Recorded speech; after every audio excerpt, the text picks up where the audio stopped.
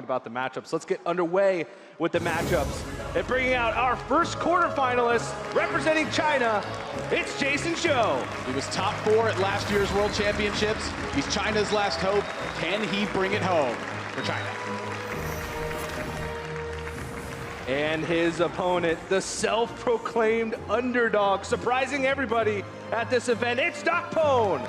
I'm going to call him the people's champ. He represents the average Joe. He knows where he stands, and a passion for competition has brought him this far. Quarterfinal number 1, DocPwn versus JasonZhou. I think I still, best understanding of Hearthstone is still better than most of players. I want to win the World Championship, right? You're getting close to it, but that has to be a lot of pressure when you're close. So that I should not take a lot of risk in tournament. Being a holder competitor, having a lot of experience in different competition, it helps me visualize all the outcomes of the tournament. So yeah, that would be one other advantage I would have. I really want to win this one. DocPwn versus JasonZhou. Let's do this! Says he might not be the best player here, but everyone else still has to beat him, and no one has managed it yet. Is it going to be JasonZhou that takes the win? It's a great question. For the first time during that interview, you maybe just saw those seeds of pressure coming in. Like, you can only be an underdog for so long. If you keep winning, suddenly the weight of expectation starts to fall on you, and that's the first time I've heard DocPwn say anything along the lines of, okay, the pressure's like starting to mount up now. So how long can he keep that underdog mentality going?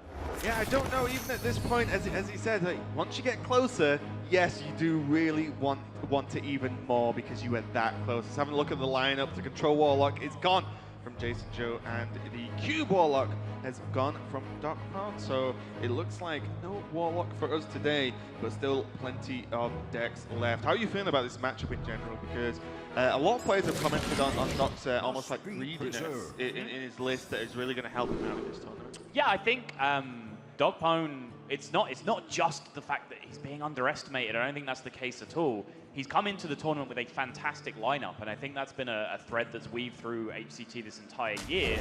It's the great preparation and bringing the right lineup, making the right meta read, bringing the right tech cards to any given tournament can overcome a player with marginally better technical skill than you. You can just gain your percentages before you even start playing the game.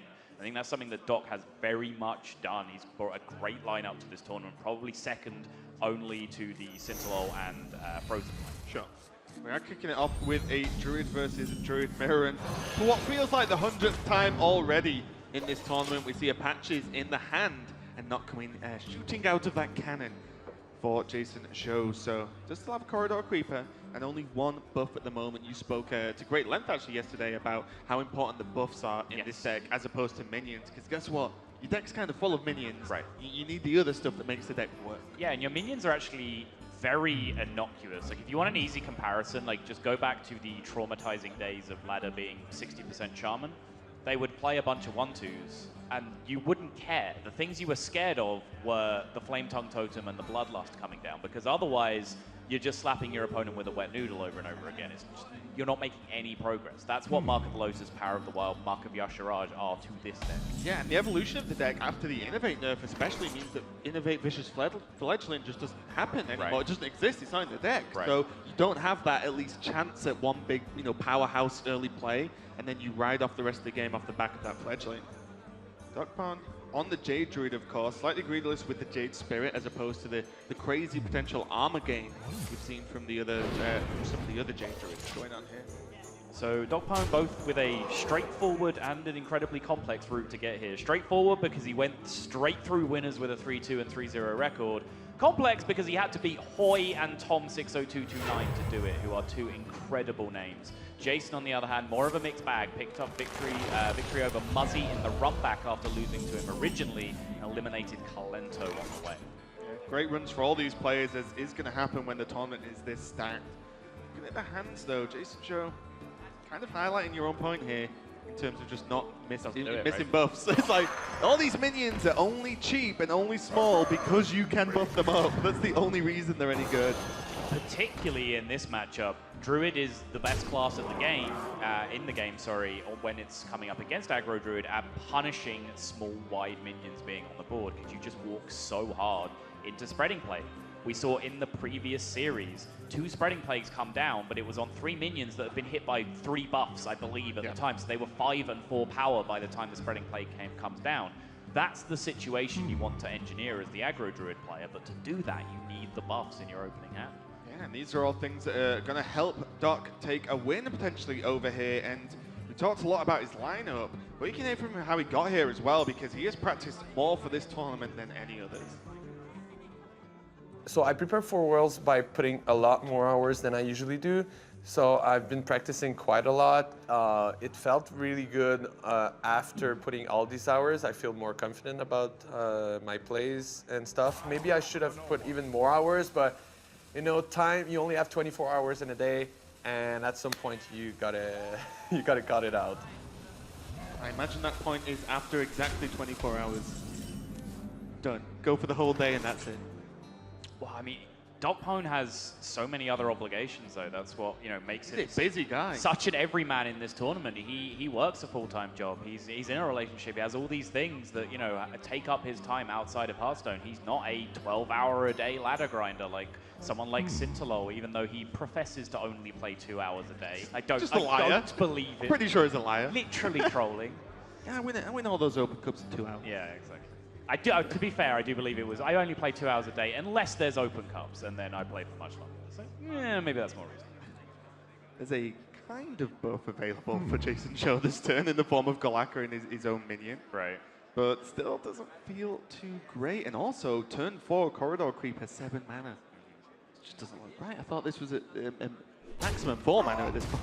Well, the silver lining to your Grey Cloud is that if your opening hand Corridor Creeper is still 7 mana, it means none of your minions have died yet. That's kind of a good thing.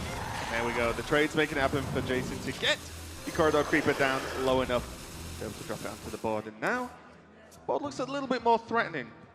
DocPwn to actually be able to deal with here.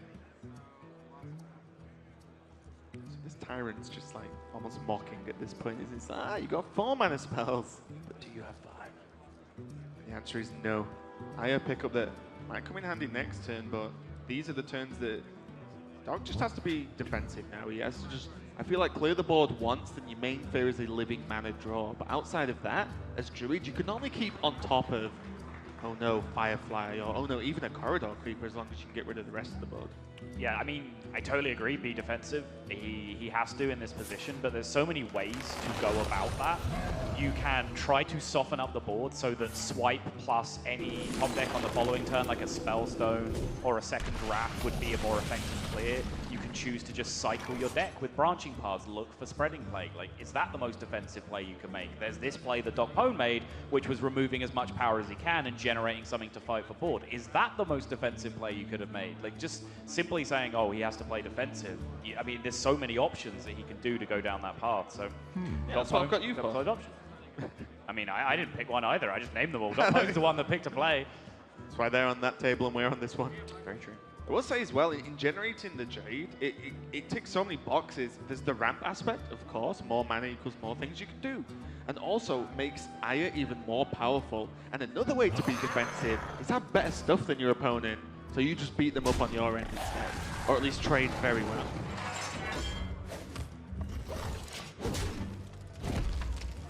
JasonZhou will probably be happy around about now for the first time in this matchup. He's just seen a 6-mana turn pass from his opponent with, or sorry, it was then a 5-mana turn because Jade Blossom was cast, but he's seen a 5/5 stick to the board when up until now he's only had these small individual low attack minions in play. Now that he's consolidated a thick minion in play, he knows he's in business. Great descriptor. You know well. Malfurion, a great pickup though. Probably the best this turn. Yeah, Malfurion on 7. Checks out. Yeah, you're still going to be a little bit worried because the taunts, for example, probably hit this Corridor Creeper, one of them, so then puts it to 4 so you can swipe. But you're still going to be at least prepared for a buff to come down, right? Because you can't just rely against aggro Druid that, oh, swipe will always get me there next turn. Because one single buff, which we've seen, what, one from? We've seen one Mark of Yasharaj. Yeah. There's still both Lotus, both Power of the Wild, Yeah. and a second Mark of Yasharaj left in the deck.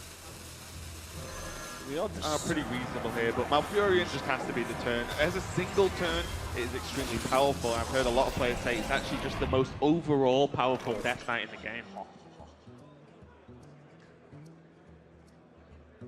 I don't know whether you're just excited. You're trying to imitate like Am was this morning, the Hydra, the soundbite when it gets close to the board. You're just excited. That was roughly the noise that Homer Simpson made when he sees that Donut. Yeah. Okay. That's the kind of emotional relationship I have with Bittertide Hydra. Don't really want to go deep into this conversation. Okay, good call. It's a huge pickup though for Jason. Like we were talking about buffs, but again, his choice to include these Hydras is something that I'm just such a huge fan of. I've been an advocate for the Hydra side of the Hydra versus Scalebane argument for a very long time. You can see why. It's just so very threatening in this position. You know, Scalebane coming down here and landing on a small minion, well, great. I mean, swipe is a potential answer to then a large chunk of the buff. You know, he can swipe a 5/5, hero power down the rest of the 5/5 body, or trade in with his Scarab, and the residual swipe damage may take care of where the rest of the buff went. Sometimes, I mean, specifically in a metagame where a lot of decks are cutting big single target removal. We're seeing Warlocks playing without Siphon Soul, for example. They're playing the Q block kind of build. Just having a huge, big, dumb pile of stats can just often get the job done in some positions. Yeah, very, very awkward. And as you said, there's pretty much Warlock and Big Mage that's running direct. I suppose Valspine to a certain extent. And even then, not all the Warlocks, right? Yeah, exactly. Not even all of them. And also Valspine requires a combo piece and needs to be on time. You know, it's a lot of ifs when dealing with big minions at the moment. Imagine if Ragnaros was still in the game. Or still in standard, should I say. Ragnaros has left half. Death is eternal. My turn is not. Doc just gonna take the ramp here. Does have the branching path to be able to just draw 2 cards next turn if so desired, and can combo that with just playing Aya anyway. So this one turn actually opens up a lot of paths for him to take. It's a very cute little play as well, isolating the now 8/7 into this 1/2, meaning Jason would have to draw Savage Roar for this to be able to connect to phase. Slightly unusual usage of the Nourish in the meantime, but he does have branching paths for draw if he needs to afterwards. Yeah, and now that I think about it, I think Kibler and Dan mentioned it yesterday when they were talking about Aggro Druid, is that Aggro Druid used to have charge minions. And now, outside of patches, they just don't really exist anymore, right? You know, there's nothing like on demand you can do that often outside of exactly Savage Roar. It's never played a great deal of charge minions though. Like we've seen Druid of the Claw in some lists, and I think Swipe is a card that like missing changes a lot of dynamics as well because. Oh, Saber as well. True. Back in the day. Yeah, way back. Okay, you're right.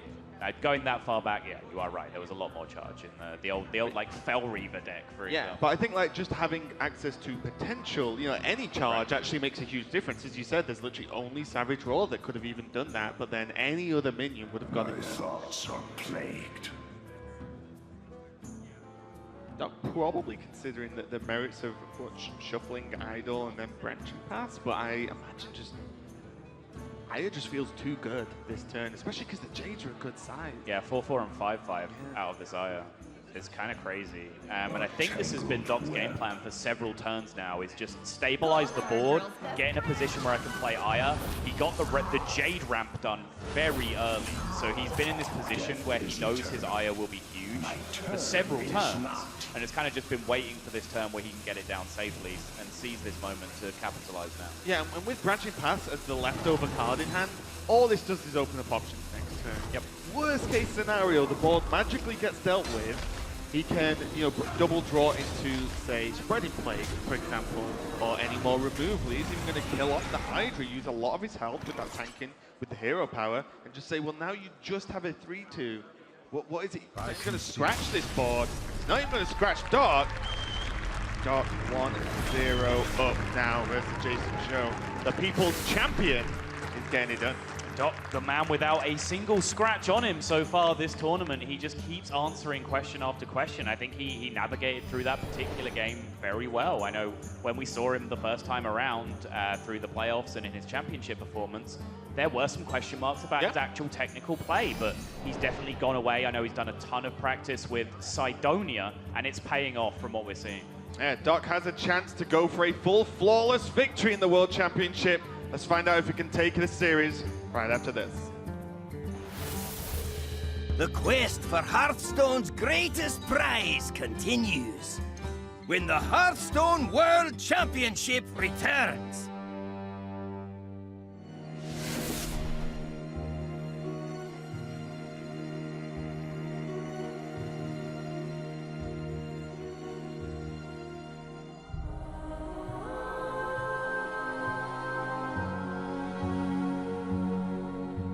We think Europe is one of the hardest regions. We have the most players, we have a lot of dedicated people that want to try, so it's really hard in Europe, and that's why we also chose, I don't think everybody has that luxury, but we chose also to compete in other regions to get points for the championships. Remember when we met? Like, we met before you won the tournaments. Like, even before that, we both decided to go to a tournament called DreamHack Summer. And there I was approached by Thijs, and it was Ignite, who I just got into talk with. Like, we are nobodies. We are just like some random players just playing the tournament and enjoying it. And then we got to know each other. And after the tournament, they convinced me to join the team. Our first team was called Meteor Makers. We didn't have the greatest deal. We were still inexperienced with the team, and we were just learning. I was casually playing games, but before Hearthstone, I didn't do anything super serious in gaming. Then I started looking at Hearthstone, and I was like, hey, I just enjoyed it. Let's start a tournament. I started some open tournaments, and somehow I managed to just win 5 in a row. And from there on, I got to different tournaments, but that is how it also all just started for me. It was everything new, we were new to the game, it was a brand new world that we were discovering. And then that was just the beginning of the journey. Afterwards, skip forward a couple tournaments, a lot of open cups. Thijs doing the Zotac and King of the Hill performances. I think he's the hardest working person that I know. He has days where he streams, I don't know, 9-10 hours. And then he also plays a bit of stream on Asia afterwards with almost no break, maybe just a little bit to eat. And then maybe I have a tournament and I message him hey Thijs, do you feel well? Can you help me with this lineup? What do you think? And he doesn't go oh, I'm so tired. He goes yeah, sure, show me the lineup. He has endless amounts of energy, and I really appreciate him for that. And it's an aspect that a lot of people don't see. People see him when he streams, and maybe they expect him to do other things when he's not streaming. Well, that's not how he is. He's fully dedicated and really hard worker. That's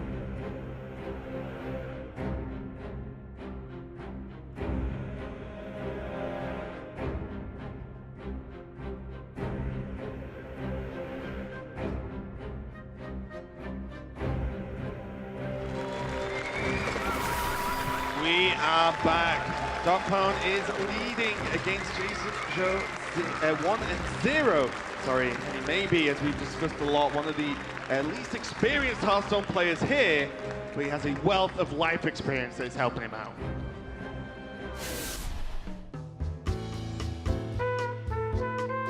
I'm definitely the older player out of the 16. I know that people are younger usually playing this game and their brain maybe works faster, but I'm not that old. My brain still works a bit. I can manage to play against these young guns. It's just that I have more experience in life. When I was young, I was always trying different things. I've been playing piano for many years and been in the blues band. I played chess for many years. I played so many card games. poker, I played spades 20 years ago. I played Magic, so I'm used to trying to see behind the hidden cards. So because I'm older, maybe all the years playing these different type of games, maybe is helping me out there. Maybe that's an advantage of being the older guy there. Maybe future will tell us if the veteran can hold the cup at the end of the day. We'll have to see. I'm glad DocPwn stuck up for himself a little bit there. Say, hey, I'm not that old, my brain still works. The man's 32. We make it out like he's 50. He's a year older than me. I'm not happy with this guy being called old all the time. 3,200. Oh, Yeah? okay. Yeah, fair enough. Yeah, we're the old timers. Apparently. In games now. Apparently, yeah. All these young kids in the video games. Let's move on.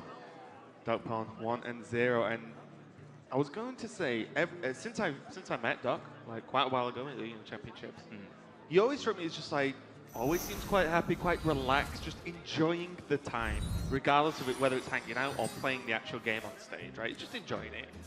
But I do feel as we're getting closer, or as he is getting closer, should I say, you know, moving one stage forward, one more stage forward. He's feeling it a little bit more, even just going into the game then, the body language, just like the zen, okay, let's focus, I'm about to start the next game. Very important to him still. I mean, this is the first time Doc's faced elimination in this tournament. He's always had that buffer zone. He went straight through winners in his group, so he always had the opportunity to lose. Now the pressure is on. Now all of a sudden he's facing being knocked out in the top 8. As you see some of the differences of DocPwn's deck from the average Highlander priest you'd be looking at. Firstly, of course, he's playing the Dragon package. Lyra is his choice of card engine, if you like. And then Alex Straza is a card we talked about quite extensively because he really wasn't sure. Alex Straza was the 30th card he put in this deck, essentially, and he felt like he needed one more Dragon. There's been a lot of question marks. There is a certain Kobold Scalebane missing in this list that could have gone in there before Alex Straza.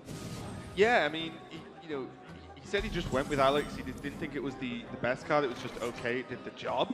But I will say, again, we talked a lot about taking risks in tournament lineups. And don't get me wrong, changing out one card, for example, isn't the greatest risk in the world. But it makes a difference, and it's something other players aren't going to build their lineup and think, what if someone's bringing Alex Straza in this deck? Can I beat it? Or what does that do to my lineup? That's something that JasonZhou and all of Doc's opponents have to just consider now. It's one extra thing they have to think about that you would normally. So although it might not be the best card choice in his deck, it's one that his opponents have to think about and play around. Both players with Anduin now, so far it's fairly even on the 3 checkbox, or the 2 checkboxes for these decks. Doc does have the Kazakus, but the Kazakus often not a huge impact on when you play it in the game. If anything, like playing it later in the game can actually help you divine, am I taking a 1-mana potion and going for extra Velen Burst? Am I going for 5 to try and get some card draw? Is my hand so dry that I need to go for perhaps draw 3 off the 10 option? You know, these are decisions that make or are more clear to you later in the game the more turns that you play. Or even for a 10 option. I know in general a lot of people are like, oh, you should never take 10. But sometimes, you know, say in the mirror, if Velen's already gone for your opponent, the armor makes a big difference as well. You can last that bit longer depending on the combination you get. So definitely a lot of things to consider. DocPwn considers exactly what turn he wants to make. A lot of the time, Priest of the Feast just on curve feels pretty good.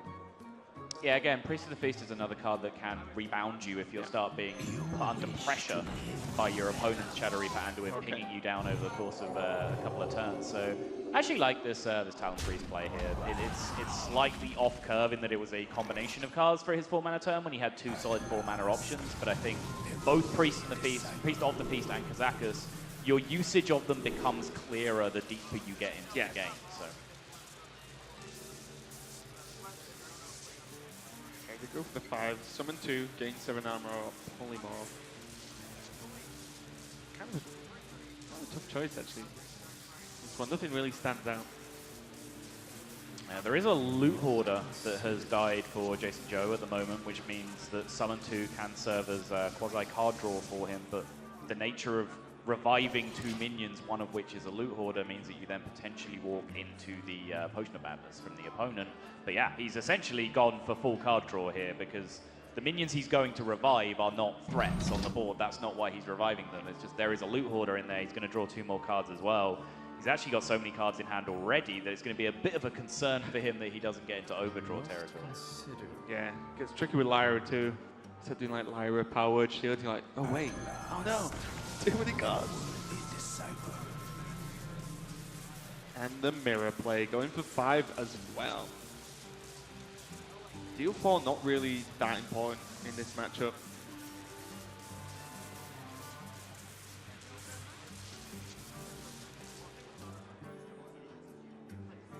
Doc did not get fantastic options for his Kazakus potion there. He kind of just shuffled together a hodgepodge of a potion there. Summon 2 friendlies and summon a 5/5 demon is the card that he's ended up with. And so far there is, I believe, just a Glimmer Root in his graveyard that died this turn.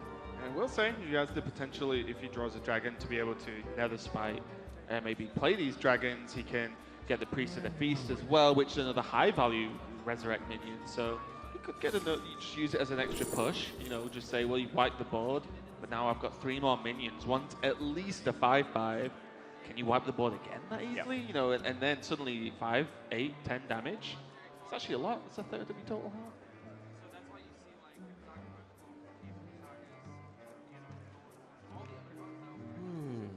Getting these decisions right consistently in this matchup does take a large amount of divination to the forward planning, seeing how the game's going to pan out, because in certain scenarios, just picking up extra burst off your Shadow Visions is fantastic. If it's a Holy Smite, if it's a Mind Blast, you can just end the game on the spot with extra copies of that. Is it removal that you need? And what's it going to be? Is it AoE or is it spot removal? Is it just something that's going to help you? Too many cycle questions, more, like but that's like 25% of the questions you have to ask yourself every single turn when you're playing like a complex mirror like this. It's a shame that outside of all of those decisions, the presence of Raza and Anduin at different positions in each deck for each player can often have such a huge impact on how this matchup plays out, because outside of that individual thing, the matchup is so complicated. It really is, and also I feel like one of the most punishing as well. Like one misstep, and you could just die mainly because of the power of those combos later on, and you even just 1 card behind. I've seen mirrors where one player's like 6 cards ahead through their deck, and you're just like, what do you do as the opponent at that point? But at the moment, both players are actually pretty even in terms of how deep they are in the deck. It's more about the hand and what they choose to do with it at this moment. There's the potion from Doc, and as I said earlier, that's actually a relatively threatening board now. And this goes back to the point of forward planning and, like, honestly predicting the future that you need if you play cards like Shadow Visions early in this matchup. Jason took Shadow of Pain, killed a minion, and then, well, the Kazakus potion just revived it, plus a 5/5, plus another minion. He was offered Dragonfire potion from that Shadow Visions, but how can you predict that your opponent took a completely board-focused Kazakus potion, and so that you're going to need a high-value AoE? It's almost impossible to predict. Especially because it's just not a strategy, like not your core strategy, right? It's not like a lot of the time you expect this to happen in some decks. It's like, well, no, it's just this kind of minion push is actually insane, and outside of Dragonfire and a Scream, Raza Priest doesn't really have a good answer to this kind of shape of board. Priest's win rate in the tournament is trending back towards 50%. It started off very, very hot, though. It was up towards 66% after the early days. And these 2 players are people who are responsible for that high win rate, because neither DocPwn or Jason has lost with Priest yet this tournament. So one of those undefeated records is about to end right here. And again, with how complicated a deck it is in a lot of positions, that goes to show a great testament to both of these players navigating the deck. Yeah, look at the power of this potion. Just put Jason down to 12. Yep. He has Mind Blast and Smite in hand. Yep. Just a lot of damage. Aggro Priest. Yeah. Get him. Sometimes people think of all these crazy strategies. I like to revert back to just punch them in the face. They can't kill you if they're dead.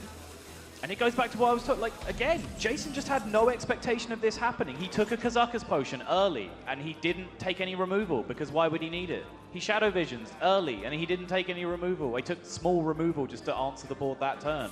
Because and they came back. Why would he need a Dragonfire potion? Well, it turns out because there's a huge board that's just been beating you down.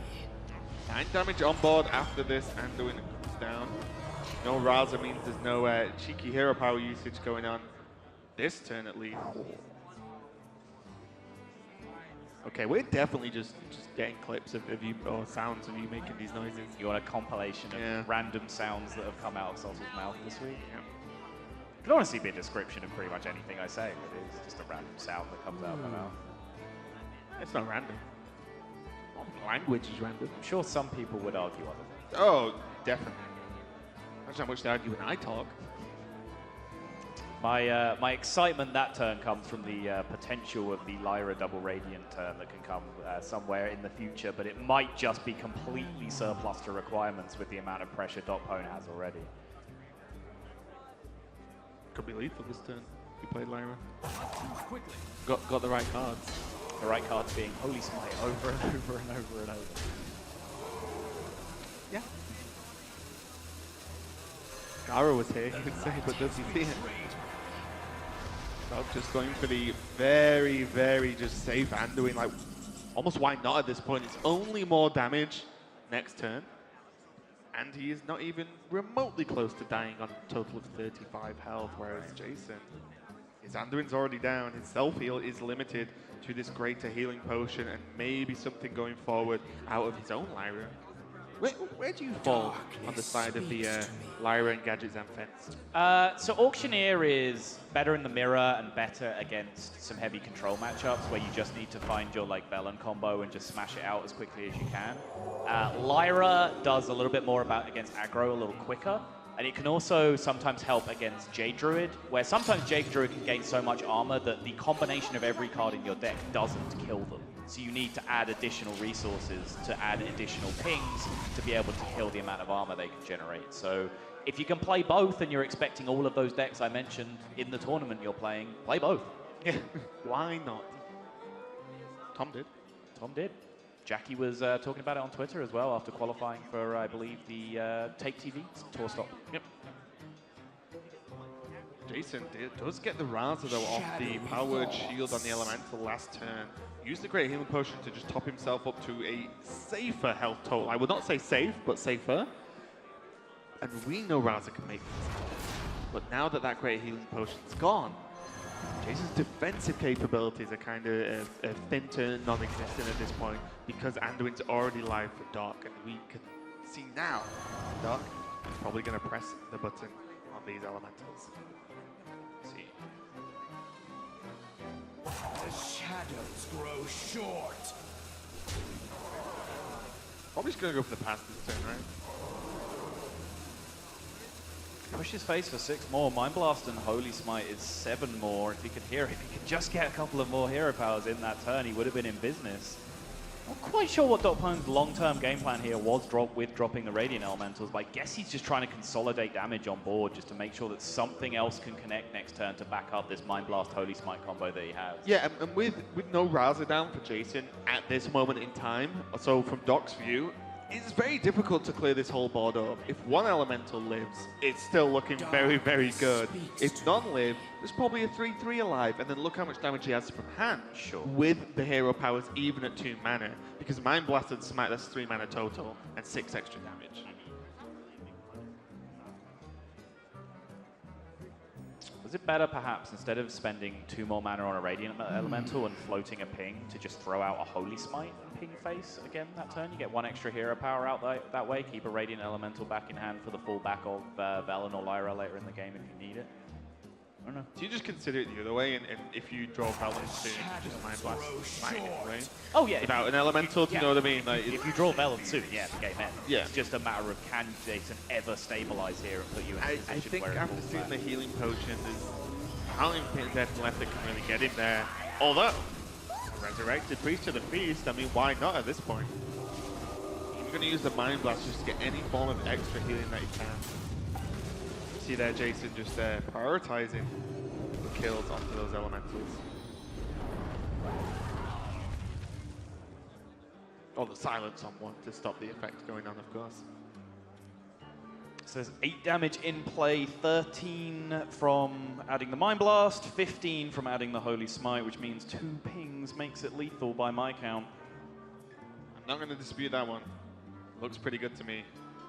Darkness. Sure, Doc is just going to be like, This always gets tricky when the hero power costs mana, right? These are not mathematics you're used to doing that often. This is not how you're supposed to play the deck. Yeah, Why does my hero power cost mana? It should be free! Bedroad, please. He can't be too upset, though, because it's a 2-0 lead. DocPwn is finding his way over the line again. It's his priest that remains undefeated. It's China's last hope that is now one game away from elimination. How long can this go on for DocPwn? Can he keep winning all the way? Maybe. His hero power wasn't free, but this series might be for Doc. Incredible performance so far. I see the glances over to the lovely audience here as the cheers and the clapping goes. That's got to make you feel good in this position. Yeah. I think, was like, oh, playing in front of an audience, do you feel extra pressure? If they're cheering you, I think that would only make Doc feel better. Only got Rogue left now. And it's a deck that has some autopilot wins, to be perfectly honest. There are draws that can be hard to lose with, although we have seen some of those draws get beaten already this tournament. We've seen both turn 3 10-10 Edwin and Keliseth double Shadow Step get beaten. Yeah, we've got some of the plays we've seen this tournament have been absolutely amazing.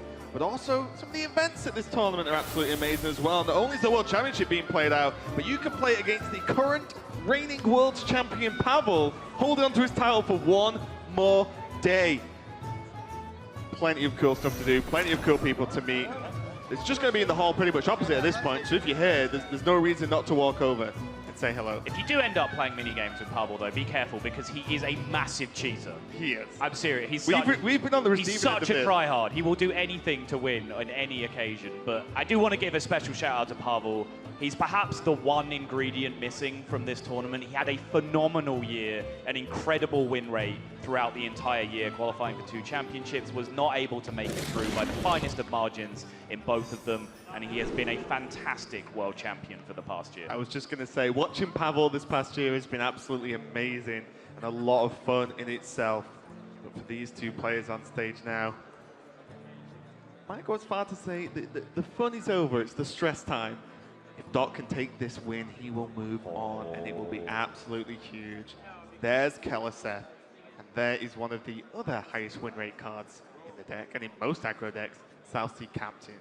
When you combine those two, you quite often get a win. He has 3 of the top 5 in his opening hand. Keliseth, Corridor Creeper, South Sea Captain are 3 of the 5 highest win rate mulligan cards in Tempo Rogue. Keliseth and Creeper are 1 and 2, respectively, as well. Yeah. So. The great thing about the mulligan stats for Tempo Rogue is that Prince Keliseth is kept 100% of the time. So shout outs to you, Hearthstone community. There is not one guy out there, not a single guy on record for HS Replay in any game of Hearthstone that's gone, nah. I don't think you keep Keliseth in this matchup. I want 2 Corridor Creepers instead. Maybe Hearthstone players aren't so dumb after all. Maybe we would be able to understand what a Fiery War Axe did. Maybe. I'm sure the team are listening, so I am not going to continue this comment. I'll throw you under the bus for this one, Sol. You're on your own. Thanks, buddy. But yeah, Coin Keliseth is available now. Double captain. And this, although not seen too commonly, if you captain after Keliseth, and even just the captain survives, that second captain is even more insane. It makes the minions so much more harder to actually remove. Like, what deals with that? Most decks, never mind Priest. Loot Hoarder's a good draw, though, because it stops the snowball. It stops Keliseth sticking to the board and attacking. You know, the Loot Hoarder can pre-challenge it, and then you can set up for the future. Yeah, and then very importantly, when Keliseth is left on the board, you might think, oh, he didn't Shadow Step it. At least he's not done that. He can draw Shadow Step the next turn and do it. So this removes any Shadow Step draw from Doc, activating the Keliseth before the captain comes down, which is backbreaking in most games. It's like a good turn to me.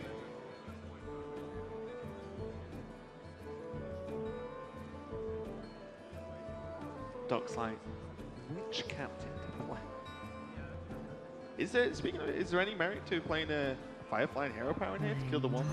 Can't be, right? I think so. It's not enough so, merit, should I say? Yeah, right. It's just such a weak play in comparison to what you can do, especially when you have the threat of the second South Sea Captain to follow this up if there isn't a Shadow Word Pain or any other type of removal to come out here.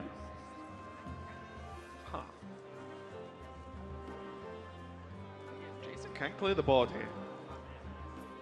the Shadow Word Pain and the Holy Smite, you can just remove everything. Or you could try and bait some more minions out and go for the Kazakas for the 5. I imagine 5 mana? Yeah. Deal 4 damage across the board. Sometimes, or a lot of the time, you can get away with 1 and try and do that extra burst damage, combine it with Style Nose, you know, combine it with Spirit Lash and Pyro. But with the Keleseth buff, you need that deal 4. I don't believe he I got don't it. think he got it either. There was a play I liked that turn. I don't know if Jason considered it, where you actually just Shadow Word Pain and you don't deal with the patches. The patches gets debuffed to a 2/2 from your perspective, not knowing that the second South Sea Captain is in hand. And then on the following turn, you have Potion of Madness and Kazakas to fill out your curve, and you could potentially use the patches to trade away, perhaps trade up into 3 health if your Novice Engineer lives as well, which it's entitled to. Doc goes face a lot in this matchup, doesn't have to take value trades. And you didn't really have a good turn 5 anyway, but Kazakas solves that same problem, right? Oh, I didn't have a good turn 5. Yeah, I will play Kazakas and take a 5 potion. Now I have a good turn 5. Yeah, and this potion, just in case you missed it, there was Resurrect 2 and then Freeze 2. So you could get the Loot Holder back, which would definitely help. Could also get a 1/1 back, which wouldn't really help as much. Top analysis. Cheers, man.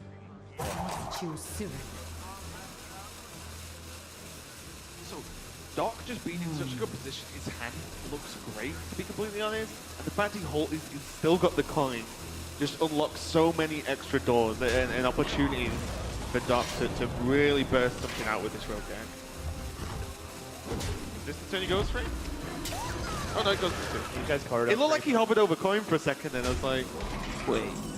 Yeah, I wonder about this play. I mean, this is obviously respecting the Kazakas potion being 4 AoE, right? He drew a Saronite Chain Gang. Those Chain Gangs are buffed to be 3/4s. So if you just played that out as the natural on-curve play, the 5-mana Kazakas potion would be a perfect clear for his board state. My counter-argument to that is, hey, sometimes they just don't have it. You can just play the Saronite Chain Gang and just wait for your Corridor Creeper to get cheaper and cheaper as the game progresses. And hey, even if they do spend their entire turn destroying your board, it's their entire turn, and you just refill afterwards with the stuff that you have in your hand anyway. Corridor Creeper, South Sea Deckhand, South Sea Captain, whatever else it is. I would have liked to just see him slam the Saronite that time.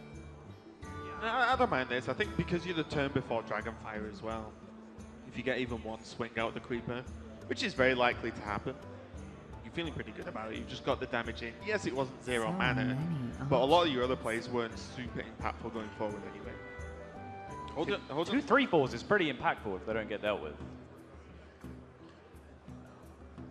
Yeah, I guess. Everything dies to Dragonfire though. Everything does die to Dragonfire. So many. This coin is absolutely huge though. If Doc can hold on to it till next turn, try and stick a minion and then go for that, you know, that 1 turn quicker Bone Mare, which is just the fear of Priest players, because they normally want to just Anduin after that Bone Mare and say haha, or deny the Bone Mare at any given time. But when they go 1 turn quicker, you take so much damage in that first swing, then often forced to Anduin, and then not do much else, then they can build up the board again and go. Shaking the head from Sottle there. I'm going to commentate your facial expressions and not the players.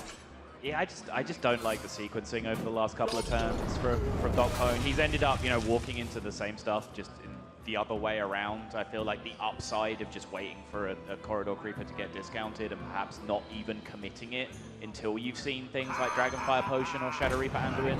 Like, I think it would have worked out a lot better for him. Does Doc just take a 5-drop now? That's reasonable. Maybe play the Swashbuckler for 4-drop. You could make it your 8 as well. If you Bone Mare next turn and it walks into Shadow Reaper Anduin, you could then just refill with another huge minion for Forbidden Shaping on 8. Lich King. Lich King, yeah. Just play Lich King. That is in fact an 8-drop. Should we just name some 8-drops until we run out? Just name a good one. Pirate's Cove.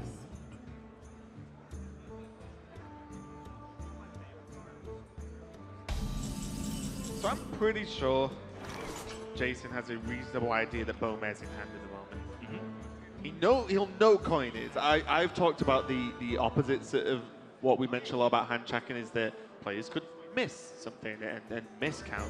I'm pretty sure you always got an eye on the coin, right? You know the coin's not been played. So be aware that this looked like a very strong setup going into a coin bone mare turn, because the minions that you don't bone mare dodge the Anduin as well. So you gain like 50% of your board kind of stays alive.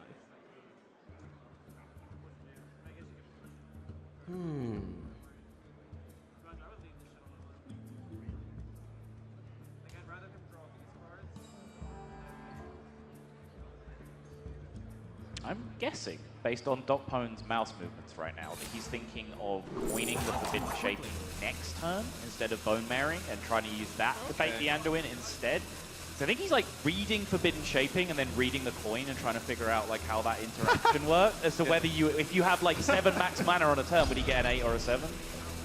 Can you 100% confirm he's getting 8 again?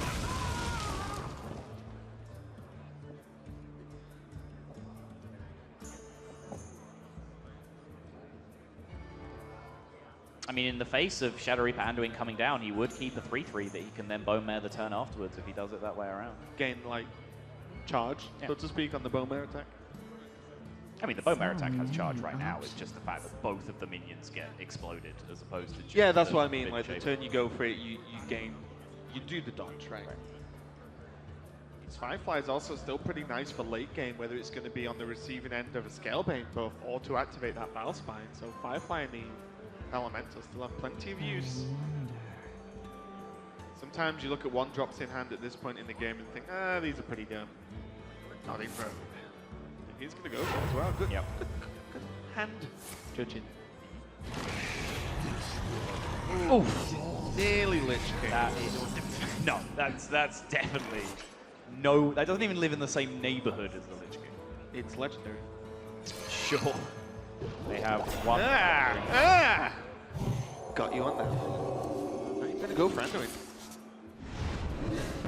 Shadow Word Death just on the one threat. You are almost expecting Doc to expect the Anduin and then to have a refill. Right. So Jason just using the Death and saying, well, Death on a huge Dark Reaper seems pretty good to me. This Captain not too much of a threat now, which means Anduin can always be held on to for 1, 2, or 3 more turns. Not 4. It's like a Valspine turn to me. A 3/7 Taunt is about the most problematic minion that you're ever going to get to Valspine in this matchup. Yeah, and if you can stick minions, you don't want to then put them into a taunt, right? In this matchup, these minions need to hit base as often as possible. And what else are you Valspine as well in Priest? I think that was a fortunate Valspine, if anything. It's a 4/5, and a lot of the time, Priest only plays minions either super early game or when you're dead. And these two players are very much engaged in the dance of the Bone Mares right now. I mean, I think they are both fully aware of what's going on by this point, just in terms of hand reads, cards that have been in the hand for extremely long time. That Bone Mare was opening hand for DocPwn. I believe the Shadow Reaper Anduin was the draw on turn 2 or turn 3 from JasonZhou. And now, because those cards have stuck around for so long, they're probably well aware that those two cards that interact horribly with each other on both sides are present for both players, meaning they're just playing this game of chicken, trying to get each one to play. It'd be great if you could just turn those one card up in each hand, like face up to your opponent nose and just stare at them. Right. Speaking of Bone Mare, it kind of look like it might be dancing in the card art. What kind of dance is that? Because it's like reared up. I think it's about to, like receive a partner for ballroom dancing. It's just its arms are ready, and it's just waiting on that partner to come along. Maybe lead. I don't know. So its arms are ready, or its knees weak. Too soon. We're not carrying this on. Because you won't stop. That's why.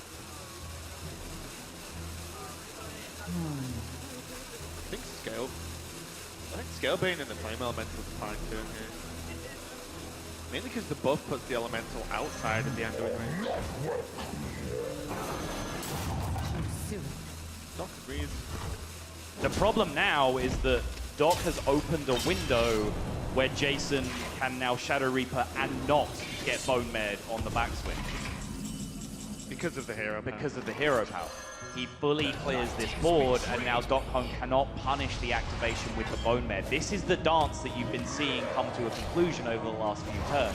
they've both been trying to set up that opportunity where Jason is forced to Anduin a board that Doc can then respond with a Bone Mare.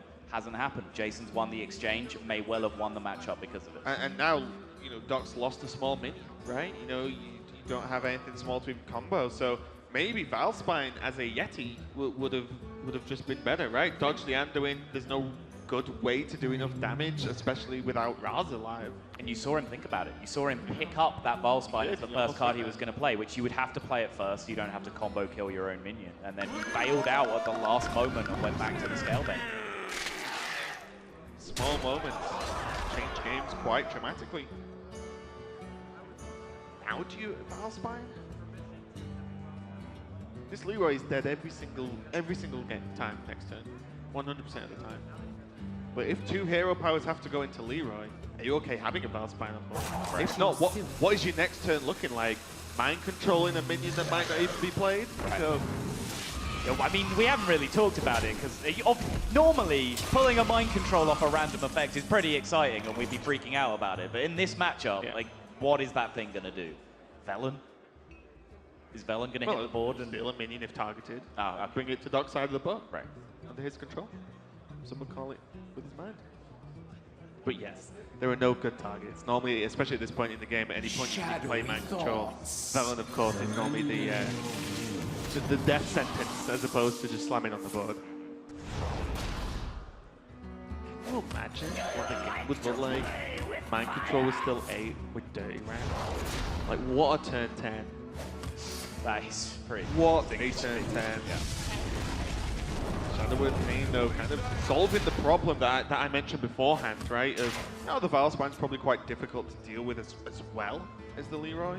But that Shadow Word Pain makes it easy as pie for JasonZhou.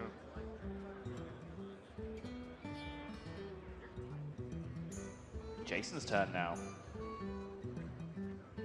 to have his face in his hands. We've seen that stance from DocPwn over multiple occasions during this series, but you can suddenly see the stakes are crystallizing for both of these players. 100%, and JasonZhou cannot afford to misstep. Doc can lose a game. Guess what? He can lose 2 games and still make it. JasonZhou cannot drop a single game. There's the mind control. Taking the Raz on 4 health. Mainly because of this dagger being equipped. Even with just the 1 charge, it was enough to move, say, the easy threat removal with the Pyro. Should be game, I believe. Is this a I believe, yes, it should be game, or I believe Jason can do it? Jason is firing off all of his spells. Mind Blast, Holy Smite, all the hero powers. Silence goes through as well. The Blood Mage draw was picked up for even more damage, but wasn't necessary in the end. The animations are going to have a little bit of catching up to do, but JasonZhou has got the job done. Yeah, I said he couldn't afford to lose a game, and he's not losing this one. He is going to be fighting back versus DocPwn, but still plenty of Hearthstone left in this one as these animations come up. Tense game for both players, and you know, sometimes you do wind it back and say, was that turn correct with the Scalebane? Was it just too easy of a kill because it was a turn 10 onwards of Anduin and then hero power without Raza was available? And even before that, the sequencing of the Saronite Chain Gang and the Corridor Creeper, I would very much like to revisit as well, because we've seen some tempo rogues get over the line in a lot of matchups that were very difficult for them. And those fine margins can be the difference. 100%. We are going to be back very soon with the next game and the total of this series. And this lovely little lady is a big Jason fan, so hopefully Verse she'll make it.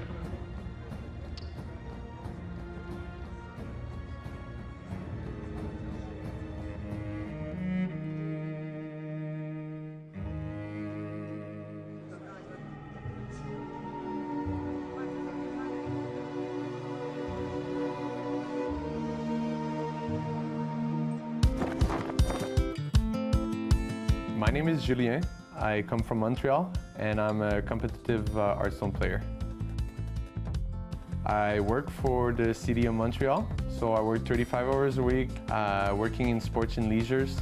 So my typical day at work, it's really unconventional. In the day, I would have to take my car and go around the sector to make sure the activities are doing okay, everything is under control everywhere, and if there's problems and stuff, I kind of take care of it too.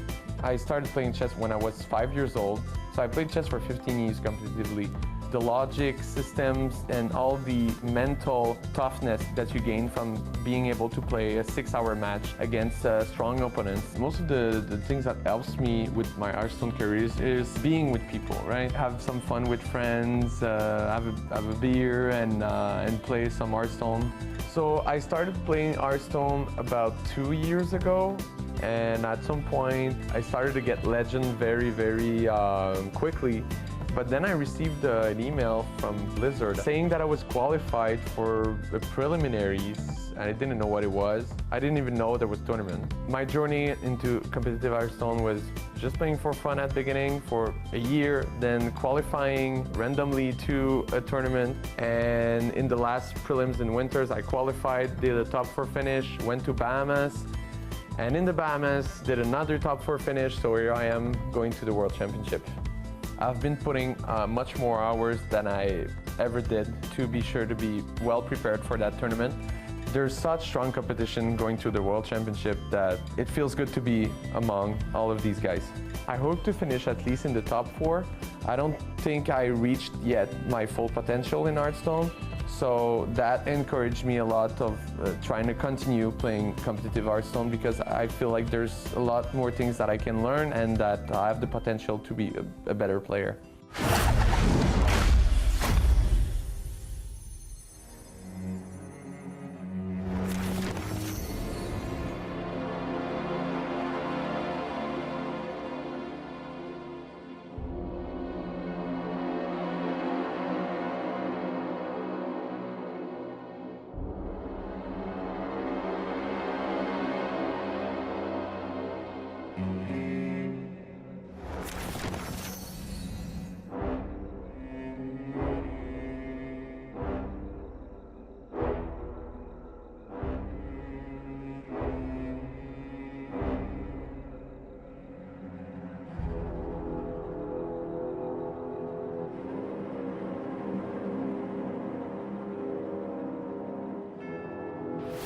Well met.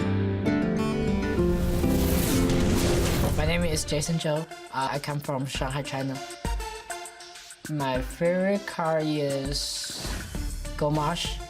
My favorite deck is Control Warrior because I like the feeling of control things. My favorite thing of Hearthstone is make a friend. I can't say Hearthstone make everybody happy, but he makes me happy. We are ready to continue this extremely tense series. These players are in an elimination match, and that is all that is left for this World Championship for all of these players. 2-1 for DocPwn at the moment. Can Jason fight back?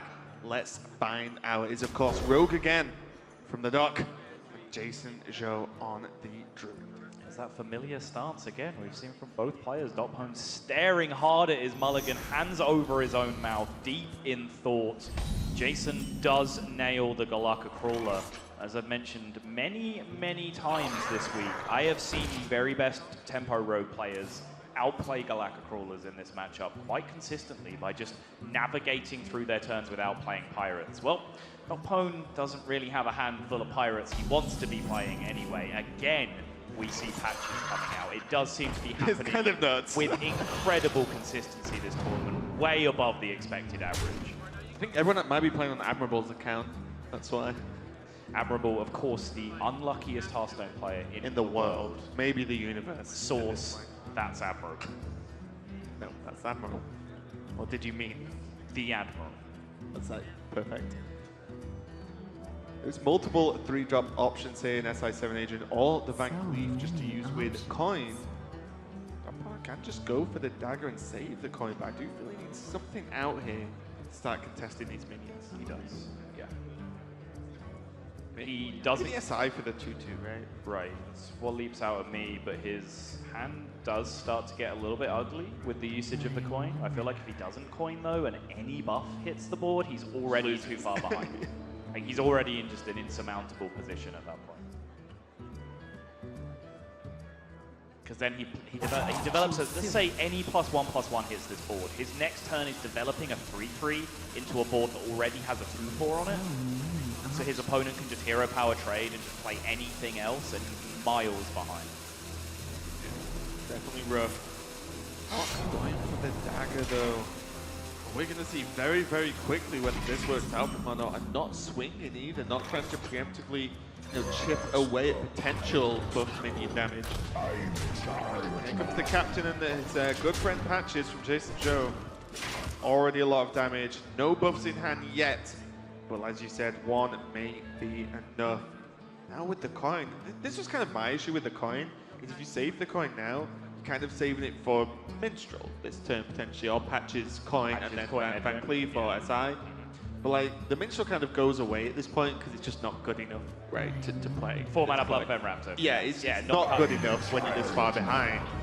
Now I just wonder, does this make enough of an impact that two damage removed from the board and the 3/3 already on the board would have changed?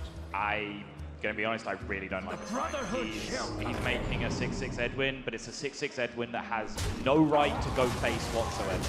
And it has one attack. It has one attack per turn, and it has to trade. It does not threaten to race this board state in any scenario. Second captain and choice of 1 drop for JasonZhou.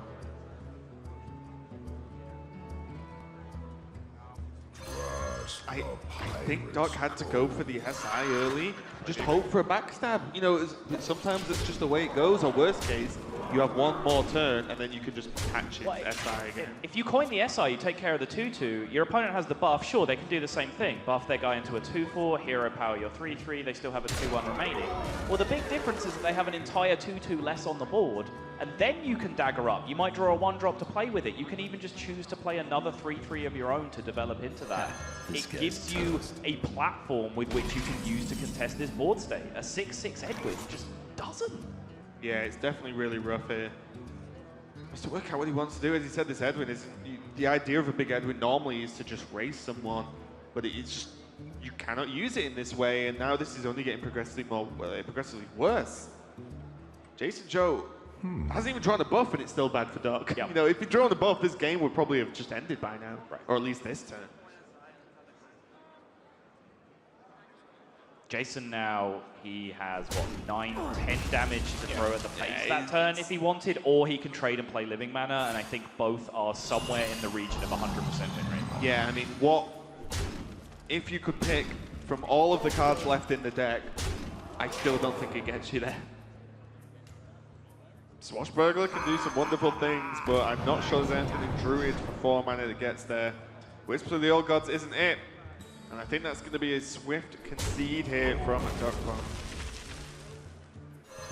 This Is that self-assign? It sure was. Okay. Head in hands for Doc from a 2-0 lead. JasonZhou has caught up. Everything on the line for this last game of the series. One player advances. One player's World Championship run is over. It's an incredible performance from both of these players to keep in it this long. I think DocPwn's play has dropped off a little bit since he's moved on to the tempo rogue. He's looked a little bit unsure with it, but JasonZhou staying in there, playing solid. He's brought it back to the rogue mirror now. Yeah, and coming up next, after this match has been resolved, we have Tom60229 versus JasonZhou. I asked Tom about it in his winners interview this morning. How do you feel about going up against a practice partner and a fellow Asia Pacific player? And he said he would just be happy that one of them gets through. We've also a wonderful crowd here and a lot of supporters. You were talking about age as an old man yourself, Sol, but it's also nice to see some young supporters going on here, and definitely a Frozen fan. And as we all know, little girls love Frozen. This Exactly. is just a self-evident fact of life. In Hearthstone, it is no different. Of course. Everything to play for now as these players will be moving into the final game of this series. I quite frankly cannot imagine what it's like for those two on the stage right now. You're about to queue in your last deck, potentially your last game of the World Championship. And it's a mirror match. And mirror matches are just ugly. It doesn't matter what competitive pursuit you are in, you never want to play a mirror. In any other matchup, you know there are situations that you are trying to engineer that you are comfortable in that your opponent isn't. You have a goal, there's a back and forth, there's a struggle looking for a position. But in this position, in a mirror match, no player is either comfortable because you're both trying to do the same things all the time. There's no safe zone for either player. It's why mirror matches are just so fundamentally unpleasant. Yeah. Although I love this mirror match. I actually quite like the rogue mirror. I think it's pretty awesome. I think it's great. I think there are... Having said all that, I actually really enjoy it. And Sotul likes unpleasant things. Yeah. But I think there are so many just... Because Rogue is a class that is built on tricks and small little edges and sneaky things you can do, right? And it's those small little plays that often make the biggest difference, and we've seen that in this tournament so far. All right, step one. DocPwn kept Vilespine and a Firefly. I like him keeping the Vilespine. He's on point. Vilespine is a massively impactful card in the matchup. I don't like him keeping Firefly. I think there are a lot more important cards that you can find in your opening hand. A 1-2 is not a game-winning card on turn one. It's much more a mid-game battle for resources and a mid-game battle for control of the board state. I would have liked to have seen him gone for the higher win rate cards like Corridor Creeper, Prince Kaliseth, and so on. You end up with Shadow Step at the top as well, and again, Shadow Step's one of those cards that can win or lose you a game, to be completely honest. How you utilize it, and quite often in some unconventional ways, such as just Shadow Stepping a target that is very cheap, just so you have a 0 mana activator later on for Vilespine, for a charging minion with Bone there. All these plays might not seem super obvious because you might do them 2 turns in advance, but making these plays are what makes the whole difference happen. JasonZhou, on the other hand, by the way, Mulligan wasn't the most complicated thing in the world. He kept the Corridor Creeper, he threw away the rest of his cards. Fine Mulligan. Yeah. JasonZhou, though, speaking of his accomplishments as a player, this could be the first time a player has reached the top 4 at a World Championship twice if he makes it through this match. It's actually quite incredible because it's not like we have had 20 World Championships, right? It's like, it's been a very small number. Right. We used to freak out just about the people who had made it back to a second World Championship. That list is starting to grow. But to make it's still impressive. It's still incredibly impressive, of course. To go through such a long system as Hearthstone has to get to a World Championship in the first place more than once is phenomenal. To keep going then through the best players the world has had to throw at you that year and hit top 4 on 2 different occasions, that's phenomenal. Yeah, it would be quite the achievement. But first he has to get past Doc.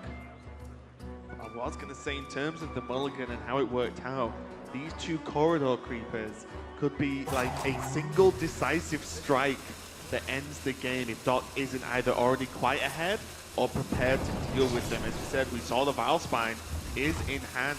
Backstab is used now, but there is still the Shadow Step if Doc keep a minion on the board to utilize it in the next couple of turns. He can set that up actually just with Firefly. He can guarantee an activator. Oh no, are we going to see Chain Gang into Chain Gang? Just for the extra, how long can this go on? We may very well, yeah. The battle for resources here is particularly interesting because this can become a fight for late game value. The cards match up so evenly against each other, as you would expect in a mirror, that the usage of Elven Minstrels can actually be very key just to have those extra cards to push over the line in the late game. Well, Doc has that Minstrel and he has Shadow Step to get repeated value out of it if he wants. Jason's just stumbled into a sprint, which he will probably not use until his hand is empty. But at that point, it becomes very powerful. You know how long you've played Hearthstone, you might be like, oh, is Sprint that good? It's not been played for a while. Sprint used to be extremely good and extremely useful in the Miracle Rogue, especially played in the Oil Rogue days as well, right? Yes. Absolutely insane, but what is pretty insane as well, a 0 mana 5/5s and a 5 mana 5/5 that buffs as well. This is the turn that could change everything here and make JasonZhou move on to the top 4. Was that a good turn? I can't tell. Were you not listening to how good I just said the turn was? Wow. Yeah, this will actually be Jason's second reverse sweep of the tournament if he puts it together. He's making a bit of a name for himself. Making a bit of a Pavel of himself. Repeat before, exactly. I was about to make that same analogy. Pavel was the guy that was reverse sweep after reverse sweep in last year's World Championship, which was in a best-of-7 format as well. He kept coming up with 3-0 down back to 4-3. Jason not quite as uphill a climb to get there, but still an amazing performance. So many Dog's mentioned about his experience in multiple competitive environments, other card games, chess he's talked about extensively. So hopefully for him, he is used to dissecting extremely difficult puzzles of, I have these tools, how do I deal with this mess on the board? Because that's what he has to do if he has any chance of winning this game. Wow. Oh yeah, patches. These swashbucklers are insistent on card draw right now. Sprints and Elven Minstrels is what we're looking at so far.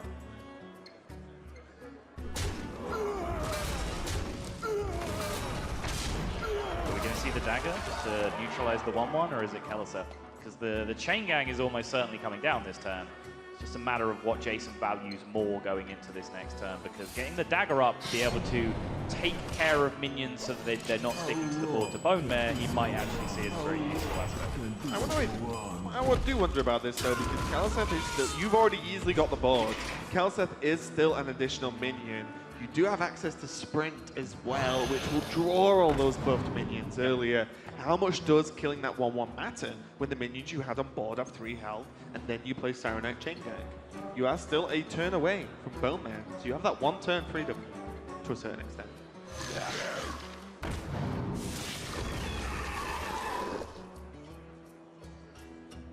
DocPwn, I think, has just consigned his fate. There is 13, 15, 17 on the board, 18 from the dagger, plus the Leroy is 24 exactly. JasonZhou is going to reverse sweep a road for the second time in this tournament, and for the second time take his place as one of the top 4 players in the world. And look at the look of relief there from Jason as he realized that was going to be the game. Absolutely intense all series.